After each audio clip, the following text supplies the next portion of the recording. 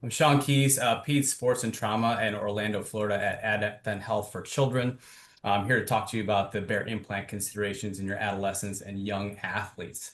And so our learning objectives kind of get you more familiar with BEAR. Really want to hone in and focus on the techniques that we use, how we talk to our patients, and how the challenges we got through to get the BEAR implant into our systems and help you guys along, as well as just make ourselves available as resources for you as the BEAR implant grows and as it gets implemented into your practice. I am, and we are speakers and consultants for Miach. So the new IFU for the BEAR implant, let me minimize this. The BEAR implant was originally approved for adult patients with ACL injuries. That indication has now been expanded through the FBA to include the children and adolescents with partial and complete ACL injuries confirmed by MRI. Obviously, they have to have enough ACL stump left to do a repair restoration, and the children have to have sufficient bone stock to accommodate bone tunnels without damaging the physes on either side. Tonight, we're going to go through the natural history of ACL injuries. We're going to talk about the BEAR implant, go do a brief lit review, some case presentations. We really want to focus on the techniques and a little bit of the PT protocol. Everybody on here is pretty affluent about ACL injuries and natural history. We all know that it's been increasing at a rate of 2% per year for the last 2 decades, as reported by the AAP. Our treatment options are non-operative, including bracing, physical therapy, avoiding cutting sports, repair if it's repairable, and reconstruction. But the injury rate in our younger patients is significantly higher. We'll cover that in a slide here in a minute. But we know that surgery has a higher rate of return to pre-injury level with a lower episodes of instability patterns. The children are different from our adults in patients. The ACL reconstruction re-injury rates for our children and adolescents is 20% versus the repair is traditionally 52% as reported by those authors listed below. The rate of ACL re-tears from reconstruction on the adolescent side ranges from 9 to 30%, just depending on the studies, and talking to colleagues who've been in practice for 30 plus years, it's probably even higher if we follow these patients even well into adulthood. The BEAR implant is different. And so in terms of your reconstruction, it replaces your ACL with the graft. Your repairs reapproximate the ACL to the point of origin, whereas a BEAR implant preserves the native anatomy, restores the ACL, bridges the torn ends of the 2 ACL, and is indicated for a broader range of tear types. So the indication where BEAR is not indicated would be the tissue quality is not, or there's not enough tissue quantity left to hold a suture for repair. But the BEAR implant can be used for proximal tear patterns, mid-substance, as well as distal tear patterns.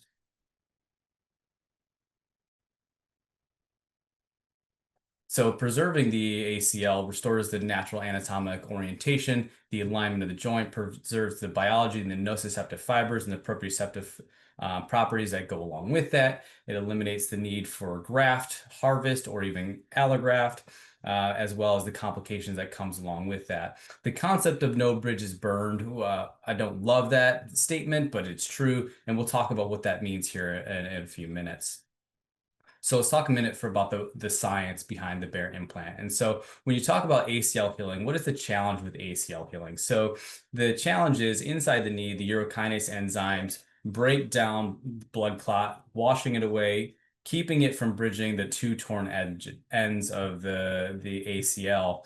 And what happens is the ligament will epithelialize, and then the smooth muscle causes retraction of the 2 torn ends, and over time they move further away and disappear altogether.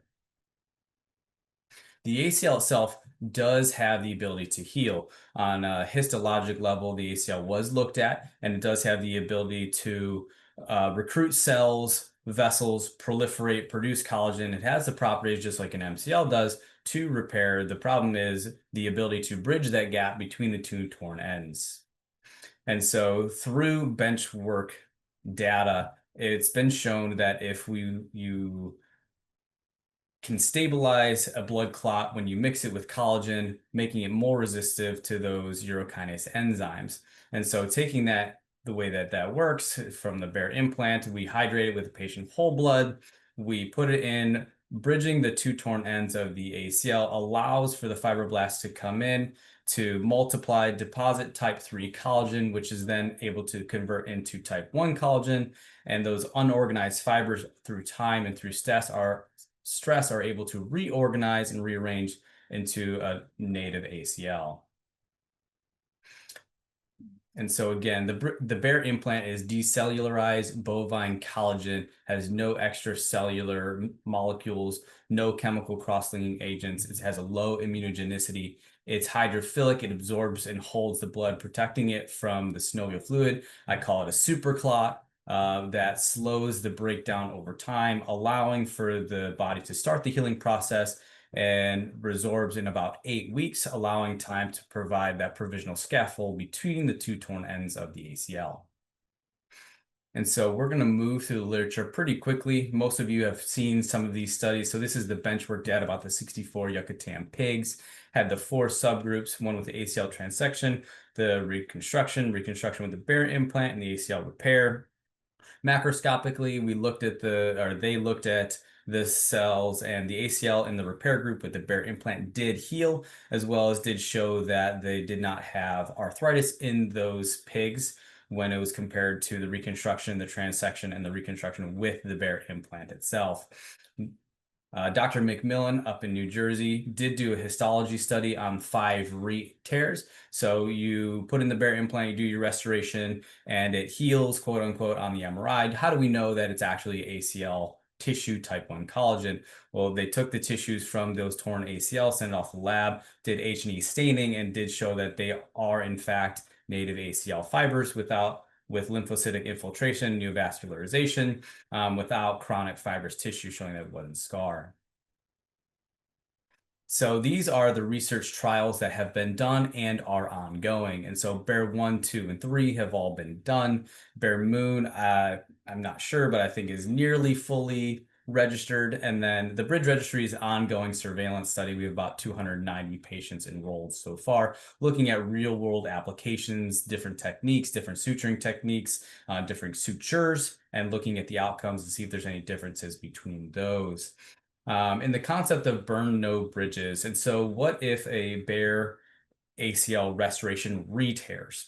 And so by the data there in BEAR 2, there were some re-injuries. And what happened to those patients after they went on to have a reconstruction? So after a revision, BEAR ACL going on to a reconstruction, the IKDC score performed as though it was a primary reconstruction. And so by burning no bridges, that person has had an ACL surgery, went on to get hurt again, and functions as though they had their primary ACL reconstruction. When you compare that to the ACL revisions, the IKDC score is about 77 versus 89 with the BEAR implants. The laxity, there was no difference after revision, BEAR revision compared to a primary reconstruction as well, being about 1.4 millimeter difference from side to side. You know, having an ACL injury predisposes us all to having arthritis. Treating a knee with a torn ACL without surgery has about a 5-time risk of developing arthritis. Having a reconstruction lowers that to about 3.5 times more likely to get arthritis. You know, we've been trying to do ACL repair since the 70s, pretty unsuccessfully, by and large, not been very reproducible throughout. This gives us an option to do that, to restore the ACL, hopefully long-term preventing arthritis. You know, long-term data is going to be needed to be able to prove something like that. The Bridge Registry, the first 100 patients at 2 years, the ACL re-tear rate is about 5%. You know, that's all comers, children, adolescents, and adults. At 2 years, those are the demographic data on the 5 re-injuries that are there. Overall, the reoperation rate is 18%. That's 5% meniscal injuries, 7% additional surgeries, including manipulation of anesthesia, suture removal, hardware removal for symptomatic hardware. When it comes to ACL treatment in our growing athletes, these are our treatment options or reconstruction options. So the IT band, non-anatomic, all extra-articular and intra-articular, hamstrings, quad, allograft. You know, you have your techniques of all epiphyseal, your hybrid technique, your Michele Coker, modified Macintosh. And so the BEAR implant for us gives us a new option of what to do with these young athletes, a precursor to having a reconstruction from taking a graft from one portion of their knee into another. And it can be done through a variety of different techniques that have been described. We'll talk about tonight, and then there's some published data coming out on that. This is the traditional technique of how it is done and modified from an all epiphyseal portion. With buttons on the lateral femur, anterior medial tibia. This generally is the concept of what we're trying to accomplish from the traditional approach from the adaptation from a Martha Murray technique. It is recommended to do a notchplasty. With every millimeter of notchplasty showed an increase in diameter of the ACL, so definitely recommend doing that. The open technique allows for direct placement of the BEAR implant at the two ends of the tunnel. You can see the drill tunnels being all epiphyseal, sparing the physes, and we'll show some real world images of this here in a few minutes. Benefits. So there is level 1 data showing the IKDC scores and laxity scores are similar to a reconstruction at 2 years. The readiness to return to sports at 6 months is better than the reconstruction colleagues. Hamstring strength and quad ratio is better compared to the reconstruction colleagues. The pain and symptoms at 12 months is lower, trending towards fewer complications and preserving injuries to the opposite knee. The burn no bridges concept is that if they do get hurt again, you are not sacrificing their outcomes. They'll function just like a primary ACL reconstruction. The goal, to preserve and restore the native anatomy and orientation, eliminates donor site morbidity from grafts, restoring the normal joint kinematics, hopefully long-term decreasing the risk of ACL-related arthritis. The surgery itself has a pretty minimal learning curve. I think 5 to 7 surgeries in, you'll be pretty affluent and have adapted it to whatever your technique is. And it's effective across all broad range of ACL tear types. As long as the ACL is intact, you have at least a centimeter of stump that is suturable, able to hold the suture and orient it in the right direction. This is my personal cell phone number. I feel free to take a screenshot picture on your phone. Would like to be available for anyone on the call. If you have follow-up questions or want some real world conversations, maybe an offline phone call to talk about my personal experience of how this goes, an hour is limiting. So I want to put myself out there for you, make myself available. These are some references, and then I will turn it over to Dr. Nathe. So I want to go through a couple cases. I'm one of the pediatric orthopedic surgeons down in Columbia, South Carolina. And while we do talk about the adolescent athlete, I do find that a lot of my patients just do silly things and get injured. And so they're not always, varsity athletes but more recreational athletes. All right. So anyways, 11-year-old male fell at football practice, knee buckled, popped, it clicked. He came in wearing an over-the-counter brace. He was seen by one of my partners initially with feelings of instability. He could walk but had a limp, kind of 4 to 5 out of 10 pain. So on his first exam with me, he had a small effusion. He was tender along the lateral joint line and lateral fat pad. Had pretty full range of motion, but a positive anterior drawer. He had a grade 1 Lockman with a soft end point and a positive pivot shift. So these are his preoperative x-rays. And so you can see his pretty wide open growth plates, kind of otherwise pretty unremarkable x-rays. So my initial plan for him is in the office. We placed him into a hinge knee brace. I kind of kept him locked in extension. He was placed weight bearing as tolerated with crutches and planned to get an MRI. So this is his MRI. So on the kind of central MRI, you can see that he's got kind of some ACL there. Looked like more of a mid-substance tear. He did not have any meniscus tears on this. But you can see where it's still attached approximately. And so this is, I think, the one where you can really see that kind of small ACL attached distally. So like Dr. Keys had mentioned already, some of the treatment options that I go through would be, do I need to do an extraphyseal, like an IT band reconstruction? I reserve those for really, really young kids, kind of 10 and under. an all epiphyseal reconstruction, and usually I'm doing an all inside technique. You can do transphyseal or a combination of like all epiphyseal femur and transphyseal tibia, or kind of BEAR restoration. So things that I talk to families about, again, yes, it doesn't burn a bridge except time. So obviously, if you were to re-tear, that rehab time frame and time out of sports is usually more so what I counsel them about. And for me, in my adolescent and childhood population, I don't let them return to sports essentially until 9 months. There's just so much adolescent data to support not returning to sports earlier than that. I feel like they have an increased proprioception of the ligament, which kind of helps understanding where you're at in space. Again, my return to sports is the same time frame. And anecdotally, most of my patients have had kind of less pain medication requirements than my typical ACL. So I've had 2 BEAR patients that have taken 0 narcotics postoperatively. So the technique that I had used is an all epiphyseal 2-button technique, kind of similar to the original Martha Murray technique. And so I do this under fluoroscopy, so you can check your x-rays, kind of AP and lateral views, usually using the arthroscopic pediatric ACL guides, which is different than normal. And so I do use the non-absorbable suture for mine. In this particular case, he had a mid-substance tear, the ACL. He had at least 1 centimeter distal tibial stump. He had a very small posterior horn lateral meniscal tear when we did go inside. And so that's kind of his post-op x-ray on the right. Kind of intraoperatively on the left, this was what his torn ACL looked like. For this case, I did a luggage tag type suture fixation. So we put 2 luggage tags over the tibial stump. I did do a typical notchplasty.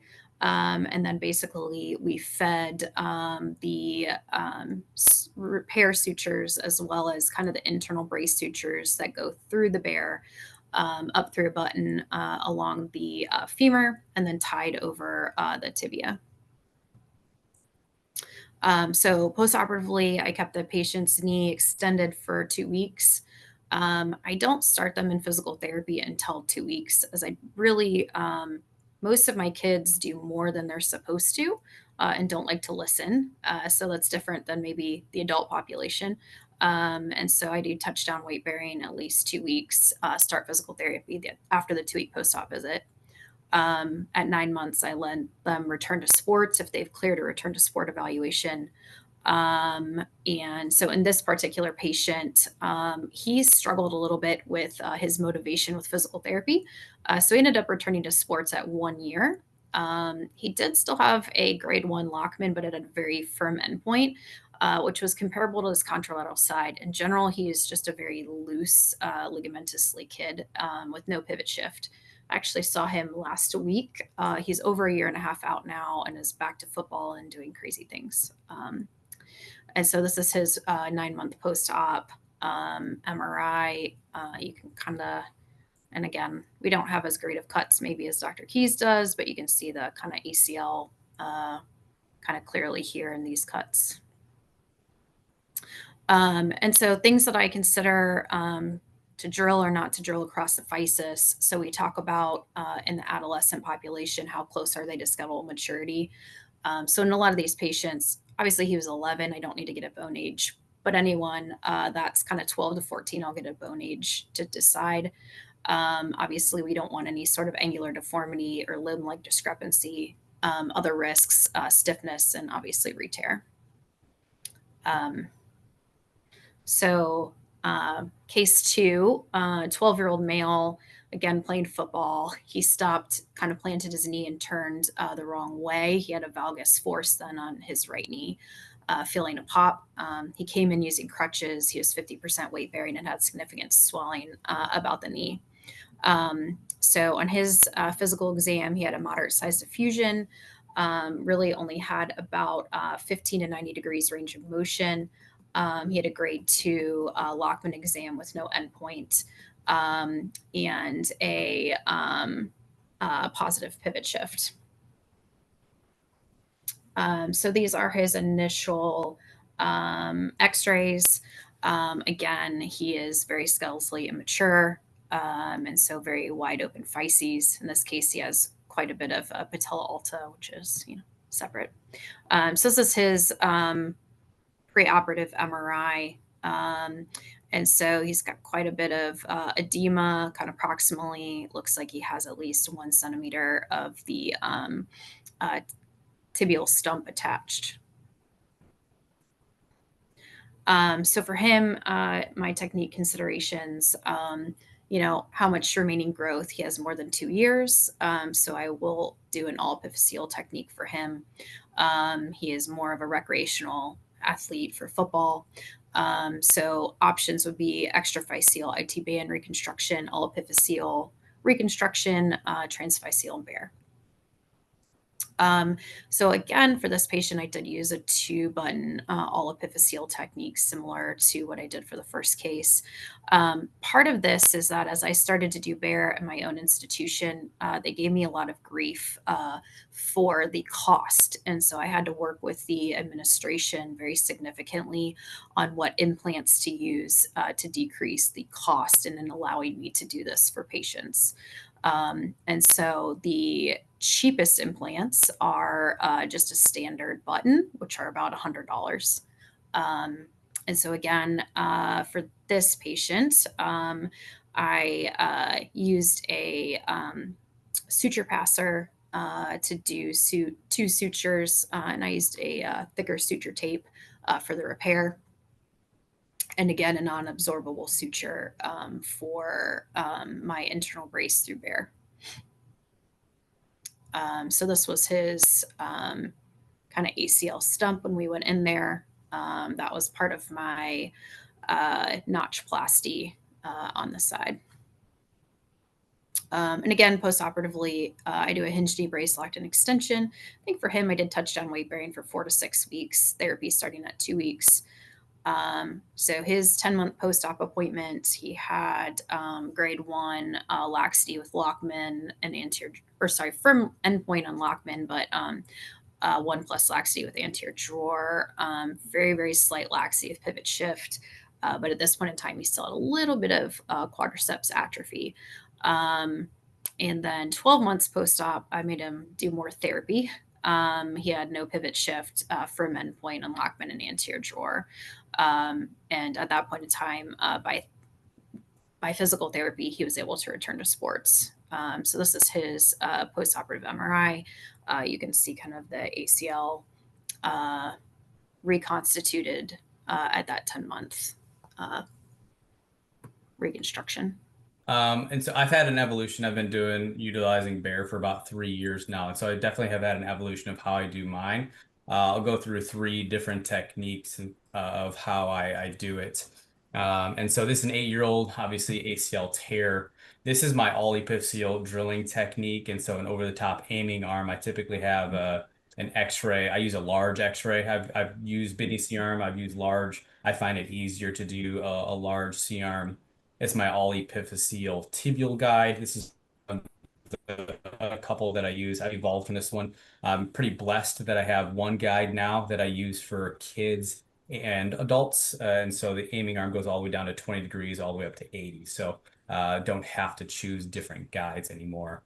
This is my typical drill path. I use a 2.4 millimeter cannulated drill bit, so I can leave that in to pass my sutures. Makes that portion of it easier. This is that aiming arm on the proximal tibia with the 2.4 cannulated drill bit, which if you've ever used something that size is pretty wide open. You have as much real estate as you want to. This is post-op, what that ACL looked like. This is the construct that I used, just like Dr. Nathe showed. This is the original Martha Murray technique where I tied laterally and medially over 2 buttons. And so had a great looking MRI post-operatively. And so this 13-year-old ACL tear, this is what it looked like. Football injury, felt his knee twist.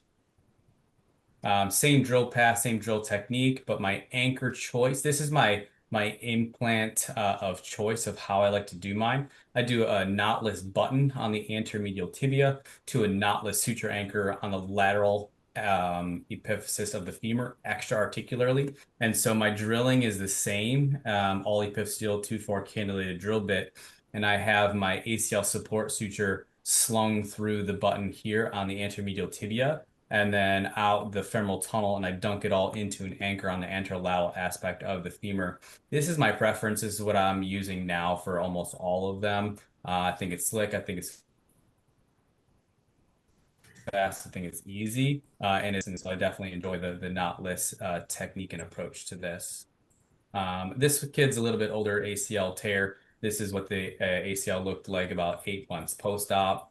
This is the two anchor technique, which I think a lot of people will like. And so you'll put an anchor on the anterior epiphysis, all epiphyseal. I'll show you an x-ray of that, as well as one in the notch. That one you have to be a little bit more careful with because it does aim up towards the physis. So you do want to do that under x-ray guidance to make sure you stay all epiphyseal. Try to use a smaller knotless suture anchor there if you can, maybe like a 2.5 or a 3.9. This was my first go at it with a 4.75 and an 8-year-old.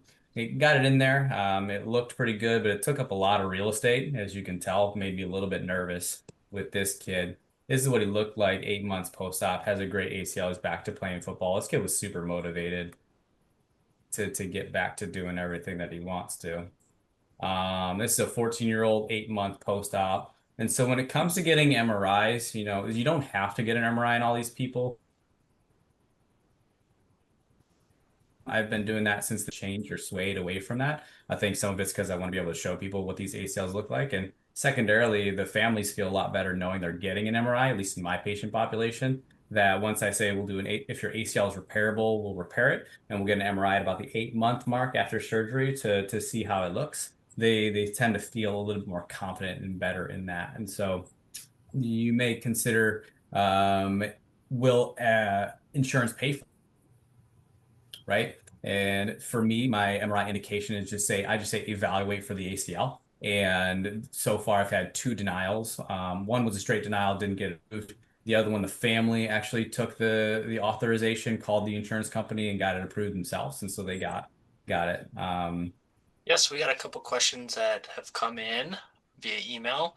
I'll address this both to you, Dr. Keys and Dr. Nathe, but can you walk us through how do you reconcile the risk of a re-tear of BEAR versus the known risk for re-tear with the gold standard ACL recon options in the children and adolescent population?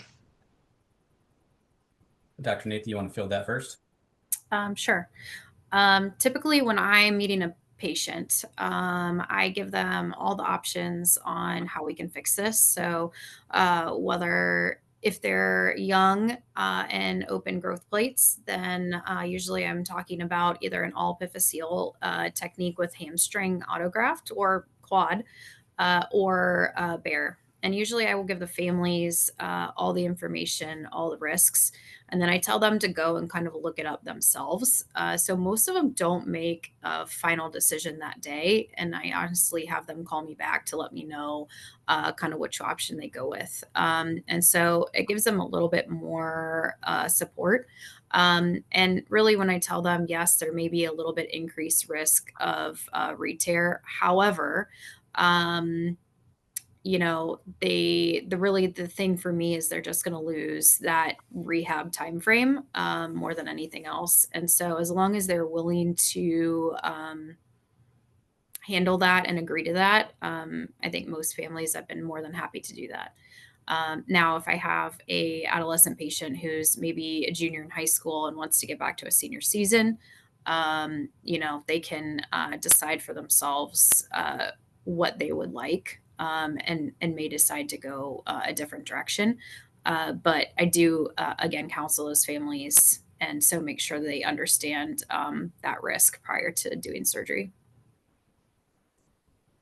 Yeah, so how I handle my ACL conversation is it's kind of evolved over time with doing the BEAR implant and repairs. And so for me, my conversation is more about if your ACL is repairable, we'll repair it.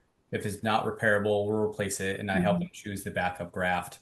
For my patients that are maybe the higher end athlete genetically and have legitimate options, I talk to them about BEAR versus reconstructions, the risks and benefits of each. The honest truth about the re-tear rate in children and adolescents, it's high. It's high with the reconstruction, right? And so it's reported up to 20%. And so if you look at BEAR-2 data, they report it overall at 13.5% for all takers. But if you really cone down on it and look at that pediatric population under the age of it's in the under 18 population. And so I think they had 9 re-tears. 5 of them were not released to sports yet and were playing sports when they did re-injure themselves. 7 of the 9 were non-compliant with the PT protocol, not doing anything they're supposed to. 2 of them just got hurt. And so I've done over 100. I've had 5, maybe 6 re-tears. And so that puts you in the post-market registry data about the 5% re-injury rate. I think that's probably where in line it's going to fall for most of these patients. An adaptation in my practice, and I see a question regarding it, is a ALL or an LET to all these. I do an LET on all of my reconstructions now. I've been doing that for about 6 months since the AJSM article came out and showed that adding an ALL or an LET does not affect the natural history of the knee and does not induce arthritis. And so that's a piece of data that I needed to feel comfortable that if I'm going to do an ACL repair or restoration, and then I'm going to add an LET that would then muck up the natural history of the knee and cause arthritis anyway, is like, well, what was the point? And so now that data is out there, I do an LET on all of them. Knock on wood, have had really good outcomes with that so far. But adding an extra procedure does add increased risk of complications that go along with that. But for me, an LET takes maybe 6 to 10 minutes to do, so it really doesn't add much to the procedure. Yeah, I will say my most recent patient was 10 years old, and I did add, and she wants to do soccer. And so more of those cutting sport athletes or very ligamentously lax, I have started doing LET. But both of my case presentations that I presented, I have not done LET until recently. Yeah, and so I was at AOS and talking with Dr. Parikh at Cincinnati and telling him about my outcomes. He's like, "How come your outcomes don't look like theirs?" And I'm like, I was talking through it, and he's like, "You're doing LET and you're holding straight for 2 weeks." I said, "Yes, I am." And he's like, "That's it." And I said, "Maybe." And so I definitely consider it.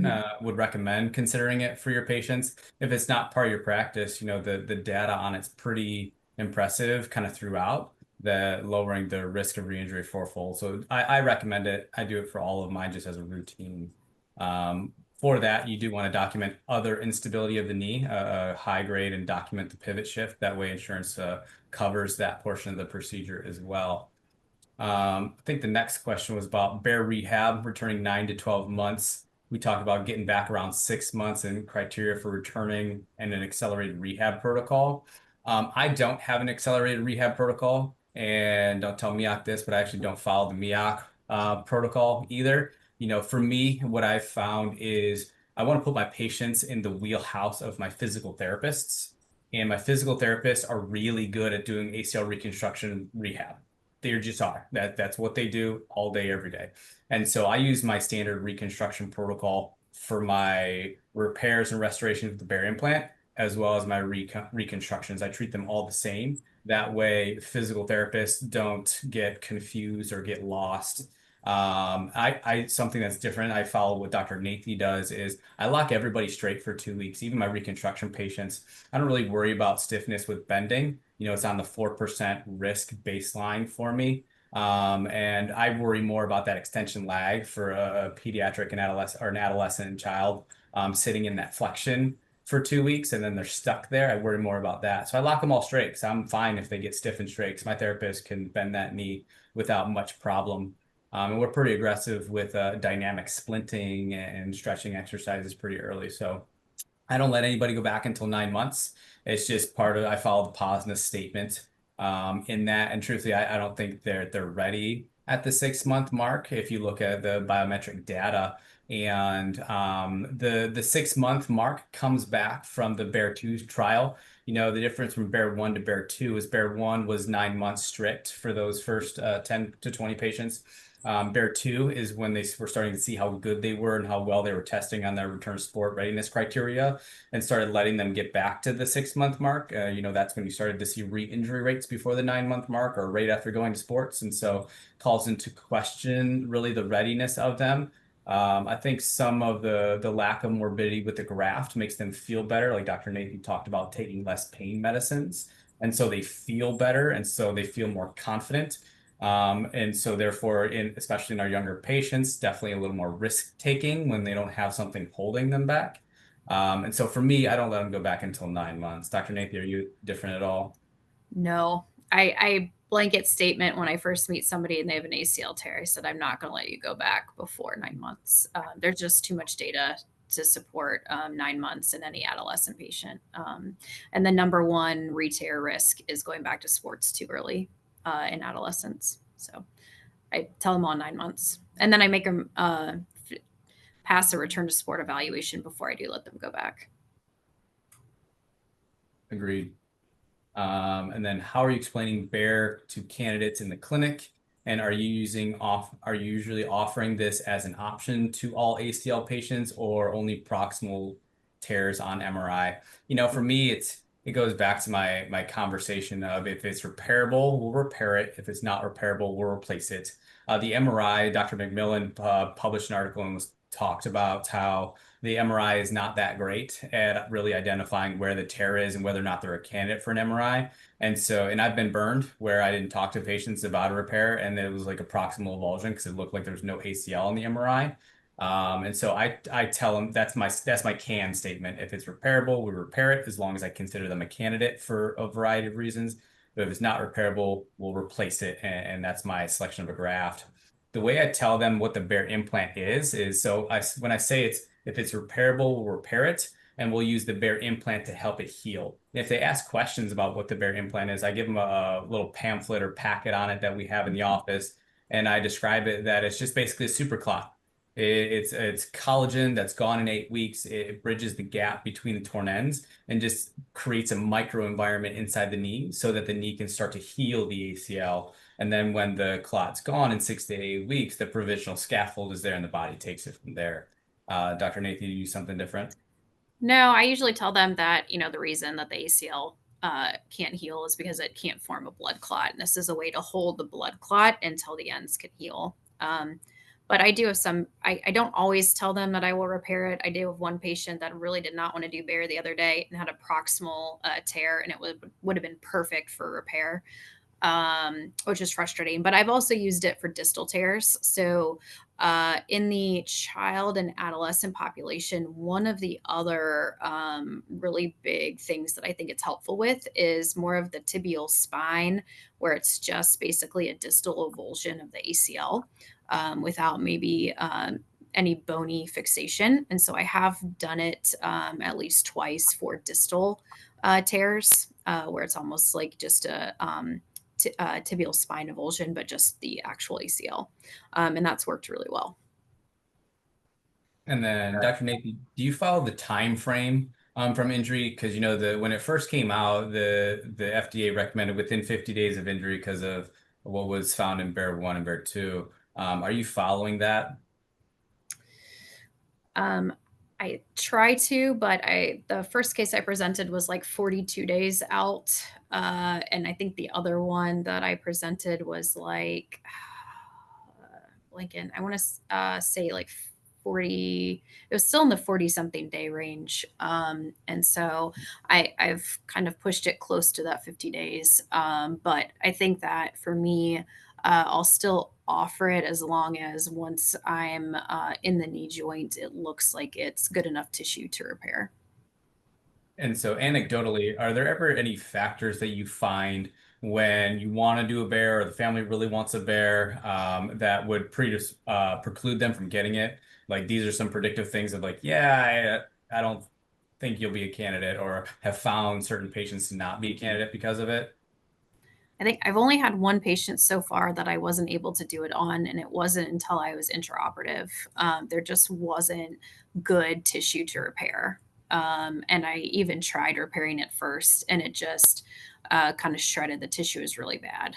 And so there's really only been one that I haven't been able to repair, but I've repaired mid-substance, proximal, and distal tears with BEAR.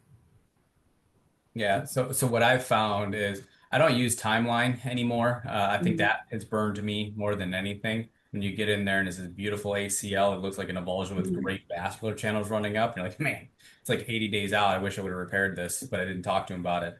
And so it's definitely led to the switch in my conversation. What I found is patients who have been injured multiple times, when you get in there, either ACL's gone or it's shredded. And so for me, those patients have a higher risk of not being candidate for BEAR when we do surgery.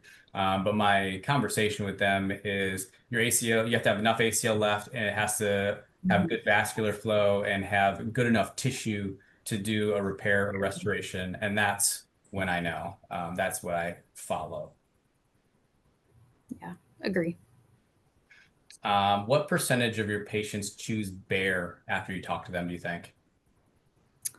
I think I've been probably 60 to 75%, I think, once I talk to them about it. I have some people that I had one girl that was like, "Oh, I saw it on TikTok and I think I want a quad." And I said, "Oh, I'm glad we're getting advice from TikTok these days." But that's the younger generation. So I think most people have gone with BEAR, but I think I'm probably at least probably 75%. I think BEAR when I talk to them. Yeah, so for me, the only people that I find are apprehensive to BEAR are the patients who are coming into me as a second, third, fourth opinion from my adult sports colleagues. They have open growth plates. They're like, go see Keys, tell them don't do a BEAR. And I'm like, cool, Yeah. man. All right, you get and I'm a quad proponent for my all EPIF seals open growth plate kids, and so that's what we talk about. So in my practice, that's more of what I find. Every now and again, I would say I have a patient who shows up at surgery because ultimately the decision happens there. Who's like, doc, I don't really want a quad, or I don't really want a BEAR. I know somebody who knows somebody who knows somebody, and so what I've found is the people who are apprehensive to BEAR is because of external influences, not because they researched anything. It's friends, family, colleague, cousin, whatever. They want whatever their neighbor ACL has, they want to match. And so that's what I have found in my patients. Yeah, I found sometimes the athletic trainers try to push them one way with our student athletes. And that's been one of them, ironically, or they'll call their coach and ask their coach for advice. I've had that a couple times. But yeah. Are you noticing any squeaking in the knee after you use a suture anchor or do a repair? I have not had any squeaking, no. I think I've had one. I think it was more related to a cartilage issue. I guess squeaking with trochleoplasty is not really with this. So I haven't noticed that to be a problem. Same. Um, do you think there are any benefits or drawbacks to changing your sutures? And so over Vicryl or Ethibond, what do you use? What's your go-to? I use fiber wire through BEAR, and then I usually use I think it's a 1.3 millimeter suture tape usually for my repair. And so I'm using non-absorbable suture, which I know, Sean, you were using something else, but that's kind of what I've used routinely for mine. I did go back at 5 months. I did have one patient get arthrofibrosis. She had a lot of anxiety related to therapy. And so we did a manipulation under anesthesia, and I went in to look at it. You could see the healed ACL, and you could actually see the sutures. And as you did an anterior drawer intraoperatively, you could see that the sutures were still loose, but the ACL was tighter and preventing translation where the sutures were actually loose, which was pretty cool to see. So for me, my suture configuration doesn't follow any science or any sense, truthfully. I use a different one every time, it seems. And so lately, what I've been using is a number 2 non-absorbable high strength suture for my repair. I use a modified Benel, so the side to side non-strangulating on up to reorient the ACL in the right way. If it's a more proximal tear, I do like to put a luggage tag on the proximal aspect of the ACL to really dunk it against that femoral wall and the femoral footprint if it's proximal to restore that tension. And if it's a little further down the ACL, then I don't do that because I don't want to strangulate the tissue and keep the two ends from coming together. If it does keep it from coming together, the registry data will tell us whether or not that matters. And so I go back and forth on that just depending on the tear pattern. For my really young, that's more for my older adolescents. For my really young kids, my like 8, 9, 10-year-old who have open growth plates, torn ACL, I will use a suture tape for my ACL support stitch. And then I'll use the Vicryl for my repair just because I want it to go away. And I don't know if it'll have long-term effects. The history of ACLs and having non-absorbable things inside the knee isn't great. And so for my younger kids, I'm a little bit more purist and wanting to have it go in. I haven't dabbled in the bio brace yet. I know some people around the country are using that. I'm not sure if they're in their bridge data or not. I think that's a pretty cool concept for these young kids, that gives a higher strength but still goes away. And so those are, I think it depends on soup du jour, whatever you're comfortable with, truthfully. Based on the Bridge registry, you can use any suture configuration and any suture that you want. And so the restrictions on suture are now open. It's been shown to heal and do well regardless. So whatever you're comfortable with doing, go ahead and do it. And then how often do you feel like you're noticing stiffness in your BEAR patients? I only have had one that's been stiff. Normally, they come back to see me at like 6 weeks and have like full range of motion. And they're like, "Hey, Dr. Nathe, look how much my knee moves." And you're like cringing as the surgeon. That's the typical because they don't really have any pain and they just get so much range of motion back so quickly. So I've only had one have issues with stiffness. And again, she was a girl that had a lot of, she was 14 and had a ton of anxiety related to physical therapy. And so she did get stiff and had some arthrofibrosis when I went back in. So really just one of my patients has had an issue. I think I've had 3 or 4 in my 100 and however many that I've done. And truthfully, they were mostly early on. And so one was this, like you said, a super anxious young 8-year-old, and just when he came in had an extension lag already and didn't want to go to therapy, didn't want to move his knee. It was a disaster. He got stiff and then got run over by his mastiff at 4 months post-op, felt a pop, his knee swelled, and I'm like, oh my gosh. That was actually one of the MRIs that I showed you. The knee was stiff, had an MRI, showed the ACL was healed. So I took him to the OR, manipulated him, put a camera inside his knee. What I noticed was there was like a gray vascular sheet covering the entire notch with just like multiple, probably at least a dozen vascular channels running up. I started to like take that down, but then it was so early on. This was like COVID era ACL that I didn't know what that thing did. And so I left it alone because I already had an MRI that showed the ACL looked fine. And I'm like, I don't know if this is like walling it off to continue the healing. So I left it alone. And then I had one kid just get stiff because he didn't want to move it. The therapist was afraid to move it. And so nobody was moving the knee. So that kid definitely got stiff. Another girl who had a reconstruction on one side and repair with the BEAR implant on the other.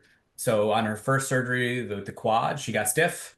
And on the BEAR, she got stiff again. And so we knew she was going to get stiff. She was horribly stiff the first time. And so she did get a manipulation. ACL looked fine. And so I think, yeah, probably 3 or 4 is about it. What I've noticed though is when I followed a very restricted protocol, like 0 to 30 for 2 weeks, 0 to 45 for 2 weeks, 0 to 90 for 2 weeks, they just got lost. My patients just didn't have the affluence to follow something like that. And the physical therapists were afraid to do something wrong and tear the ACL. And so that's when I took off the restrictions of like, you know what? Just do a reconstruction protocol. You know what you're doing. I'm confident in the repair. do your thing. And that it really took that away. And so now I don't see it nearly as much anymore.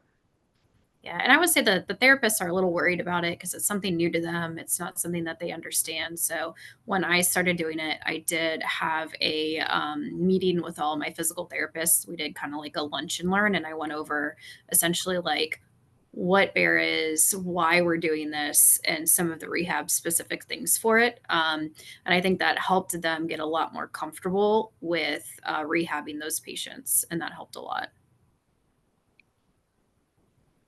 We do have external question that has come in. What early outcomes have you seen with BEAR and high demand young athletes returning to sport? And more specifically, how are you counseling the families on the timelines and those expectations, as well as the young athlete? You want to handle that one first? Yeah, I just released a 15-year-old girl. She's a competitive travel volleyball player, wants to play in college, back to sports, and she's doing great. I let her go right at 9 months. She's a year out now. And I just got an MRI last week that showed she has kind of full healing of her ACL. So again, I for all adolescents, I tell them 9 months, and then they have to be structurally ready to go back by our physical therapists. And so that's what I counsel them from the beginning. And for me, I don't think there's really much, of a difference between a very, very high level athlete versus a recreational athlete, in my opinion.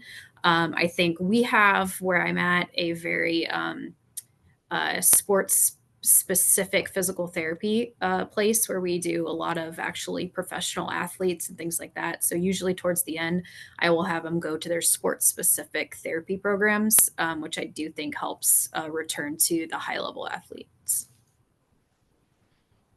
Yeah, so my counseling is not much different than my reconstruction patients. At the 6 month mark, I want them all getting back to practice, non-contact, no competition, getting into a sports metrics program, a sports performance program, if they can afford it. Truthfully, most of my younger patients can't. And so they just work with their athletic trainer, their strength coach at school, and kind of do their thing. And I really try to emphasize the 9 month mark. Yes, you are released, but that's your jumping off point.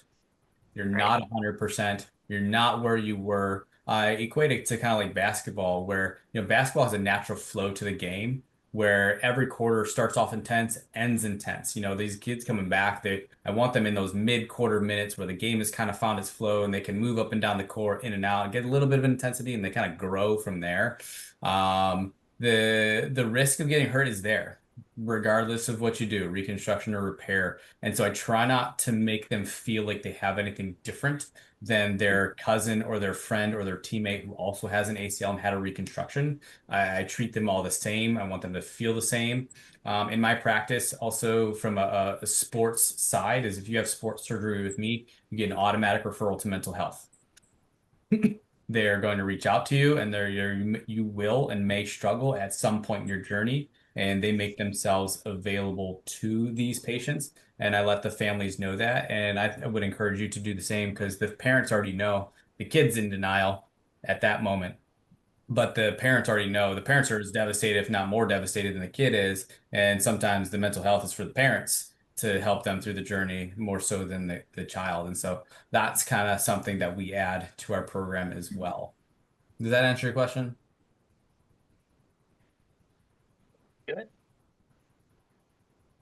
See no further questions, but just as a reminder, Miach does have a free CEU course designed specifically for PTs and ATCs to further understand the BEAR implant rehab protocol, and that can be found on the AASPT website to understand more for PTs and the continuation of care. And I think we've got like 2 more minutes left. And Dr. Nathe, any other pearls? Do you have anything you want to add in the last 2 minutes? No, again, I think that it's a great option for patients as long as you counsel them appropriately and as long as everybody has the proper risk and benefits moving forward. And I think most of my patients that have done it have been very, very pleased and would choose that option again. And so one little cool side note, that question didn't come up, but I do have between 6 and 10 patients who've had a reconstruction on one side and a BEAR on the other. And so anecdotally, I poll them all of which knee do you like more? And they all like the repair with the BEAR implant more. What they say is their knee feels normal. It moves more than the reconstruction side, but it feels like it did before they had surgery. And I think that's a really cool fact to have. And that's from the patient's mouths themselves. And I have a lot of patients who come back to me after having an ACL reconstruction years ago and then injuring the opposite knee, asking me why I didn't do BEAR the first time, because it wasn't available, and or you weren't a candidate. But they want it the second time because, those second injured kids oftentimes don't want to go back to sports. They don't want to do this again. They've been through it. They know what surgery is like. They just want to kind of be normal. And they've done TikTok research and talked to people. And I do have a fair number of patients who come to me asking for BEAR because they don't want to go the reconstruction route. And so I've seen that in my practice.